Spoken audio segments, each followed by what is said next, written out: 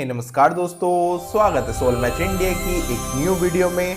आइए आज जानते हैं कि डिलेड मैरिज क्यों होती है। देखो, ये योगास वगैरह तो आप सभी को पता होंगे, कोई बड़ी बात नहीं है। यहाँ पर बात करते हैं सॉल्यूशंस की और प्रॉब्लम्स को कैसे सोल्व किया जाए।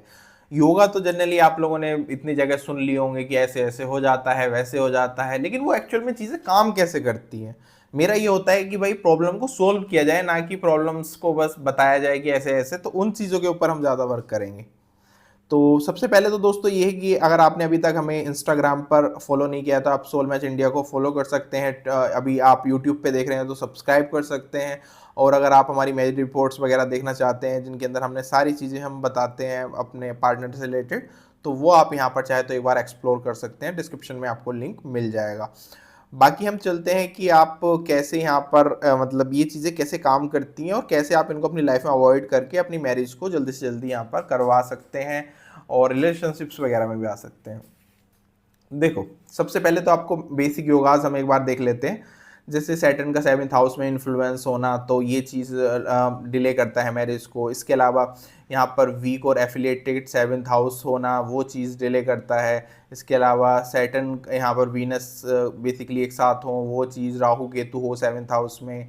इसके अलावा मल्टीपल मैलेफिक लाइक केतु, इसके अलावा सैटर्न राहु मार्स ये सब हो 7th हाउस में, वो डिले करता है। वीनस खराब हो, कंबस्ट हो, डेबिलिटेट हो, तो वो सब चीज़ें, मून का हैवी एफ्लिक्शन हो, तो ये सब तो बेसिक बात है। अभी काम कैसे करती हैं ये चीज़ हमारी इंपॉर्टेंट है जाननी। सबसे पहले देखो, सबसे पहले बताऊं, जिनकी भी मैरिज डिले होती है उनका मून के साथ सबसे पहले गड़बड़ होती है। ऐसा क्यों? आप देखना, आपकी कुंडली में भी अगर मैरिज डिले हो रही है तो मून के साथ गड़बड़ होगी। देखो, शादी ऐसी चीज़ है जो कि कम दिमाग लगा के करी जाती है। अब ये बात सुनने में थोड़ी सी अजीब लगेगी, लेकिन है ऐसी चीज़ ही शादी। कोई उसमें शादी कोई एक बहुत बड़ा, मैं भले मैरिज का पूरा पूरा ये करता हूँ, लेकिन मैं मैरिज को बहुत ज़्यादा इंपॉर्टेंस नहीं देता हूँ पर्सनली। मैं आपको बताऊँ तो मैरिज क्या है, एक ऐसी चीज़ है जो कि तुम कर रहे हो तो वो कम दिमाग लगा के ही करी जाती है। क्योंकि ज़्यादा दिमाग लगाओगे तो तुम्हें समझ आ जाएगा मैरिज करने वाली चीज़ नहीं है। अब क्या होता है, जिनका मून एफिलिएटेड होता है वो लोग सोचते बहुत हैं, ओवर थिंकर्स होते हैं, आपको पता ही है। इसके अलावा वो प्रैक्टिकली सोचेंगे और थोड़ा सा, क्योंकि मून का काम क्या है, इमोशनली सोचना। मून बेसिकली क्या है, हमारे इमोशंस को दिखाता है। इसके अलावा क्या है, मून का जिसके साथ केतु होगा तो वो गहराई में सोचेगा बात को कि यार बात तो ये है, ऐसे ऐसे हो जाएगा, अगर मैं ऐसी कुछ प्रॉब्लम हो सकती है, आजकल इतना वो चल रहा है। इसके अलावा मून सैटर्न के साथ होगा तो वो सोचेगा यार मुझे क्या ही करना शादी को लेके, शादी में कुछ अच्छा होता नहीं है। राहु के साथ होगा तो वो ओवर थिंकिंग चीज़ें सोच लेगा कि कल के दिन को मेरे साथ ऐसा ना हो जाए, गर्ल है तो कि ससुराल में ऐसा ना हो जाए, वैसा ना हो जाए। तो अब आप एक चीज़ सोचो, प्लैनेट्स एक साइड करो। जब आप इतनी ओवर थिंकिंग करोगे तो आप किसी चीज़ पर डिसीजन ले पाओगे। डिसीजन कब ले पाता है इंसान? जब क्लियरिटी के साथ सोचता है।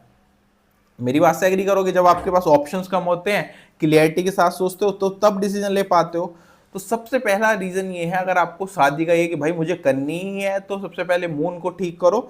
तभी आपकी शादी के लिए आप अच्छा सोच पाओगे और डिसीजन ले पाओगे। क्योंकि एट द एंड जो रुकती है बात, वो डिसीजन ना लेने के कारण रुकती है शादी में। तो सबसे पहला पॉइंट ये है, डिलेड मैरिज हो रही है तो अपने को मेडिटेशन वगैरह करनी चाहिए, अपने को मून के ऊपर काम करना चाहिए, अपने मून को समझना चाहिए कि अगर आप अर्थ साइन हो जनरली तो आप कैसे सोचते हो, फायर साइन हो तो कैसे सोचते हो। फर्स्ट अपने दिमाग को शांत करो, तब आपके डिसीजन जो होंगे वो सही होंगे। नेक्स्ट यहाँ पर बाकी चीज़ें हैं कि 7th हाउस में शनि वगैरह का होना।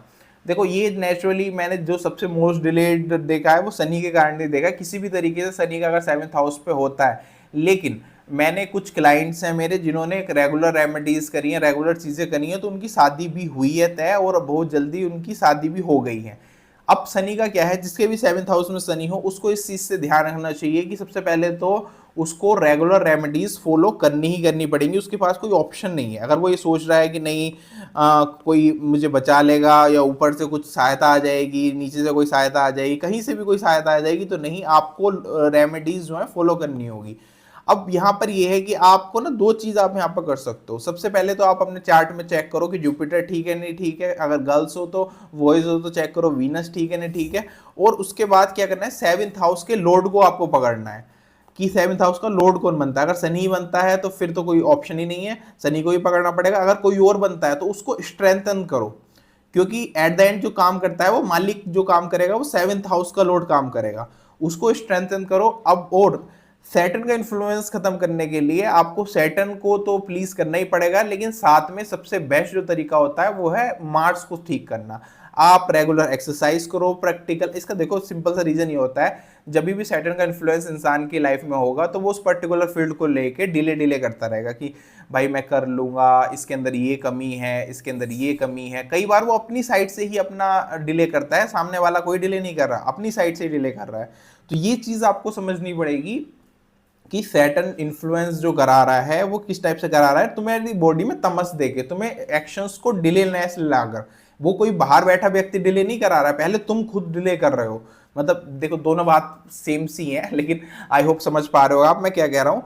आपको अपनी बॉडी का तमस कम करना है। तमस मतलब रेजिस्टेंस फोर्स कैसे कम होगी, जब आप एक्सरसाइज करोगे, यानी मार्स को अच्छा करोगे, हनुमान जी की पूजा करोगे, तो आपके अंदर एक स्ट्रेंथ आएगी, एक ऑटोमेटिकली जो सैटर्न की जो रेजिस्टेंस एनर्जी है वो कम होगी। तो सैटर्न का इलाज सिंपल सा क्या है कि आप एक्सरसाइज करो, हनुमान जी से रिलेटेड चीजें करो, अपने मंगल को स्ट्रॉन्ग करो, ऑटोमेटिकली आपकी मैरिज। लेकिन ये है कि एटलीस्ट 3 मंथ तो आपको रेमेडीज करनी होगी, तब जाके आपकी जो डिलेड मैरिज है वो जो है नॉर्मल होगी। नेक्स्ट यहाँ पर है आपका 7th लॉर्ड जो है वो वीक हो या फिर एफ्लिक्टेड हो, 6, 8, 12 में गया हो। 8th में मैंने देखा है जनरली जिनका भी 8th में जाता है उनकी शादी होनी मुश्किल ही होती है। कई लोगों की हो जाती है अच्छे, अगर दृष्टि का प्रभाव है या फिर जुपिटर वगैरह अच्छा है, मून अच्छा है, गर्ल्स के केस में देखे मून और जुपिटर अगर दोनों अच्छे हैं तो जनरली शादी हो जाती है। लेकिन अगर अब ये सब भी गड़बड़ है, 7th का लॉर्ड भी खराब है, नीच का हो रखा है, 8th में गया हुआ है, ऊपर से शनि की दृष्टि है। अभी कल एक मेरे पास कंसल्टेशन आया था जिसमें एक बंदा बता रहा था उसके घर में सब चीजें हैं लेकिन फिर भी उसकी शादी नहीं हो रही है, जस्ट बिकॉज उसका शायद 7th लॉर्ड 8th में गया हुआ है और सैटर्न की दृष्टि है। और बंदा खुद भी बहुत ज्यादा ओवर थिंकर है, वो मेरे को पक्का पता है, वो शादी के लिए लड़की देखता होगा तो उसके अंदर 100 चीजें कमी निकाल लेता होगा, 100 चीजें वो कर लेता होगा। ये चीज मैंने उसको बोली कि भाई पहले तुझे शादी करनी है तो तू पहले खुद को स्टेबल कर, उसके बाद बाकी चीजें कर। तो कई बार ये होता है कि इंसान अपने हाथों से ही वो डिले करता रहता है, लेकिन वो कह सकते हैं कि प्लैनेट्स कंट्रोल कर रहे हैं ये सब, लेकिन उसको खुद के ऊपर भी देखना चाहिए। नेक्स्ट सैटर्न वीनस का कॉम्बिनेशन होता है, ये सैटर्न एस्पेक्ट कर रहा हो वीनस को, तो वीनस जनरली नेचुरल कारक का माना ही जाता है, तो बेसिक आपको पता ही है। तो यहाँ पर आप लव रिलेटेड मैटर्स में बहुत ज़्यादा, जैसे ही सैटर्न की प्रभाव आ जाता है ना किसी हाउस पे किसी प्लैनेट पे, तो तुम उस चीज़ से रिलेटेड ना एक तो ओवर थिंक करते हो और दूसरा उस, देखो कोई भी चीज़ से रिलेटेड अगर आप ओवर थिंक करते हो तो डिसीजन पे नहीं पहुंच पाओगे। सेम चीज़ है अगर आपकी, क्योंकि हर चीज़ को वो करने के लिए हमें उसको ऑप्शंस कम होना, साथ में क्लियरिटी होना बहुत ज़रूरी होता है। तो अगेन वही चीज़ है, सैटर्न वीनस के साथ इंसान चीज़ों को लेके स्लोनेस कर देगा, लव से रिलेटेड, मैरिज से रिलेटेड, तो वो चीज़ उसको सोल्व करनी चाहिए। अब उसको इन दोनों प्लैनेट्स को छोड़ के अपना मार्स स्ट्रॉन्ग करना चाहिए ताकि वो डिसीजंस ले पाए, सही से सोच पाए। राहु केतु में क्या होता है कि राहु केतु 1/7 पे हो तो इंसान को समझ में ही नहीं आता है, मतलब वो कंफ्यूज रहता है कि यार ये वाली से करूँ, ये अच्छी है, मतलब उसकी गलती भी नहीं बताऊंगा मैं क्योंकि उसको उसका फ्यूज ही हिला होता है कि 7th हाउस रिलेटेड कौन सा पार्टनर अच्छा है कौन सा पार्टनर बुरा है। सारे पार्टनर उसे कभी कभी अच्छे दिखते हैं, सारे पार्टनर कभी कभी उसे दुनिया ही बुरी दिखने लगती है, कभी उसको मतलब समझ ही नहीं आता कि आखिरकार ये मेरी ज़िंदगी में चल क्या रहा है। तो ये तो रियल प्रॉब्लम है क्योंकि राहु जहाँ पे भी होता है उस चीज़ से रिलेटेड तुम्हें बहुत सारे ऑप्शंस दे देगा और डिसीजन लेने का मैंने आपको वो बताया, ऑप्शंस कम होंगे तो डिसीजन ले पाएगा, जब सामने वाले के ऑप्शन ही इतने हैं तो उसको डिसीजन लेने में प्रॉब्लम आती है। इसलिए राहु 7th वालों के पास एक्सप्लोर करने के लिए बहुत ज़्यादा चीज़ें होती हैं, इसीलिए वो सिर्फ उस चीज़ को, जैसे बोलते हैं ना राहु के पास सिर्फ सर है, तो वो उस चीज़ को लेकर तड़पते रहते हैं। मान लो उनके पास 100 ऑप्शंस हैं, अब वो एक पे काम नहीं करोगे 100 पे काम करोगे तो कहाँ से वो चीज़ तुम्हें मिलेगी, ना तो तुम्हें इमोशनल वो मिले, ना ही तुम्हें फिजिकल सेटिस्फेक्शन मिले, ना ही कोई चीज़ मिले। तो उस चीज़ का क्या होता है कि राहु की एनर्जी को तुम्हें कहीं ना कहीं ये कंट्रोल्ड वे में लेके आना है आप, लेकिन ऐसा नहीं है कि राहु की एनर्जी इतनी इजीली कंट्रोल हो जाती है। उसके लिए आपको फिर 7th हाउस से रिलेटेड कोई काम करना पड़ेगा, 7th हाउस को पकड़ना पड़ेगा, या तो बिजनेस करो या कुछ करो, तब जाके जो है चीज़ें चलेंगी। इसके अलावा जो है नेक्स्ट यहाँ पे मार्स का होता है कि मार्स यहाँ पर अगर इन सब हाउस में है तो जनरली ये क्या करता है, ये बेसिकली क्या होता है, जैसे कि आपको पता है मांगलिक दोष बनता है तो कई बार मतलब फैमिलीज की वजह से, इन सब चीज़ों की वजह से डिले हो जाता है। कई बार पर्सन को क्या है कि मांगलिक में ही शादी करनी चाहिए, उसका रीज़न ये है कि इंसान के अंदर बहुत ज़्यादा फिजिकल एनर्जी होती है। अब फिजिकल एनर्जी होगी, अगर वो इधर उधर शादी करेगा उसको फिर फिजिकल सेटिस्फेक्शन नहीं मिलेगा तो वो फिर वैसे रोएगा इधर उधर जाके, फिर वो मतलब प्रॉब्लम क्रिएट करेगा। अब वो करेगा तो फिर उसकी मैरिज लाइफ में प्रॉब्लम होगी, तो उससे अच्छा है कि वो अपनी शादी जो है देख के ही करे, वही ज़्यादा अच्छा है उसके लिए। तो नेक्स्ट यहाँ पर है कि सेवन्थ हाउस में मल्टीपल ऑफ प्लैनेट्स बैठ जाए। जब कभी भी आपके सेवन्थ हाउस में मल्टीपल ऑफ प्लैनेट्स बैठेंगे तो एक समझो कि आपकी जो एनर्जी है, आपको एनर्जी दी गई है कि भाई तुम अलग अलग फील्ड्स में यूज करो। अब तुम सोचो, शादी कोई अखाड़ा बनाने की चीज थोड़ी है। आप पता चले वहां पे मार्स बैठा है, तुम सोच रहे हो कि भाई मतलब वो इंसान शादी को लेके ये सोचेगा कि मुझे यहीं झगड़ा करना है, या फिर मुझे यहीं पे मतलब झगड़ा इनसे क्या होता है, मार्स की जहाँ पे भी एनर्जी होती है वहां पे इंसान को कुछ करना होता है। मार्स और राहु दो प्लैनेट्स ऐसे हैं जहां पर भी ये चार्ट में बैठेंगे वहां पे तुम्हें कुछ चाहिए, कुछ करना है, कुछ करना है, ये तुम्हारी फीलिंग होती है। अब कई बार जैसे मान लो मार्स वाले की शादी चली है सेवन्थ हाउस में, दोनों अच्छे से रह रहे हैं, उसके अंदर ना फ्रस्ट्रेशन होने लगेगी, वो अच्छे से रह क्यों रहे हो, कुछ करो।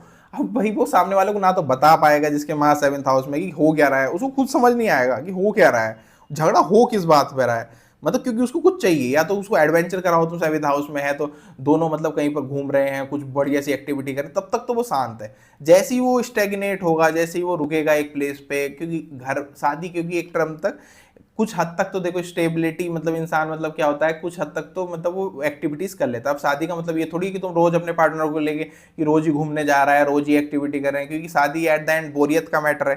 सभी को पता है कि स्टेबिलिटी और लॉन्ग टर्म का मैटर है। तो वो चीज इसीलिए मार्स के साथ सूट नहीं करती और राहु के साथ सेवन्थ हाउस में सूट नहीं करती। अगर दोनों की यहाँ लाइफ में कुछ ऐसा है जो मार्स और राहु को सेटिस्फाई कर रहा है, कोई आप ऐसा काम करते हो एडवेंचर का, या दोनों मिलके साथ में कोई ऐसा राहु मार्स राहु वाला काम कर रहे हो। इवन हर एक प्लैनेट का इलाज यही है मेलिफिक्स का सेवन्थ हाउस में, अगर आप उनसे रिलेटेड आप काम कर दे रहे हो, कोई अपनी लाइफ में कोई ऐसा बिजनेस कर रहे हो जो कि उन चीजों को सेटिस्फाई कर रहा है, तो आपकी marriage life no doubt malefic होने के बावजूद भी अच्छी चलेगी। नेक्स्ट यहाँ पर वीनस के कारण क्या होता है, वीनस का आपको पता ही है जनरली क्या होता है, इंसान बहुत ज्यादा, अब मान लो किसी को कहना है कि भाई भाई वो उसको चाहिए आपके पार्टनर को इमोशंस, तुम दे रहे हो उसको ज्ञान कि भाई देख प्यार ऐसे थोड़ी होता है, तू ऐसे थोड़ी कर, मतलब एक होता है ना कि इंसान अपने आप से वो उस चीज को मतलब वो फील ना करके उस चीज को प्रैक्टिकली एनालाइज करने लगेगा।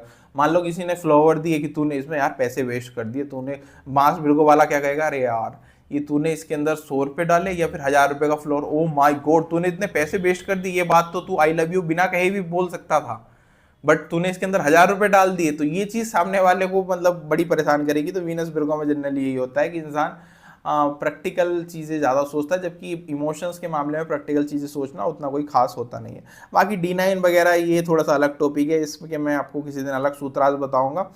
एक और होता है कि जब कभी फेवरेबल टाइम नहीं चल रहा होता, दशा अंतर दशा, तो दिक्कत क्या आती है कि इंसान ना उस चीज़ में फोकस नहीं होता। मान लो फॉर एग्जाम्पल किसी के 10th हाउस में मार्स बैठा है, उसकी खुद की राशि में बैठा है और वो उसकी मार्स की दशा चल रही है, तो वो अपने करियर को लेके ज़्यादा इंटरेस्ट है, तो शादी को इंटरेस्ट है नहीं। शादी को इंटरेस्ट उनको होगा जिसके 7th लॉर्ड की दशा चल रही है, जुपिटर या वीनस वगैरह की दशा चल रही है, क्योंकि उनकी बॉडी में ऐसे हॉर्मोन्स हैं, ऐसे वो चीज़ों को लेके फील कर रहे हैं कि उनको पार्टनर चाहिए फर्स्ट प्रायोरिटी पर। तो ये चीज़ होती है कहीं ना कहीं। ओवरऑल कंक्लूजन अगर हम इसका ड्रॉ करें तो सबसे पहला ये है, अगर आपको शादी करनी है, जल्दी डिलेड मैरिज को अवॉइड करना है, एक्सरसाइज करना स्टार्ट करो। इसके अलावा उससे आपका मार्स अच्छा होगा, इनिशिएशन अच्छा होगा, मून भी कहीं ना कहीं अच्छा होगा, अपने मून को स्ट्रॉन्ग करो, मेडिटेशन वगैरह करो। तीसरा यहाँ पर अपने 7th हाउस को स्ट्रॉन्ग करो, और यहाँ पर 7th हाउस का जो भी लॉर्ड है उससे रिलेटेड आप रेमेडीज फॉलो कर सकते हो। इसके अलावा सबसे पहले खुद पे काम करना स्टार्ट करो, देखो कि मैं कहाँ कहाँ पर गलती कर रहा हूँ। तो ये सब चीज़ें करोगे तो बेसिक आपकी मैरिज हो जाएगी। बाकी आपको कंसल्टेशन करना है तो आप नीचे आप अपॉइंटमेंट वगैरह ले सकते हैं। फिलहाल इस वीडियो में इतना ही। थैंक यू सो मच इस वीडियो को देखने के लिए।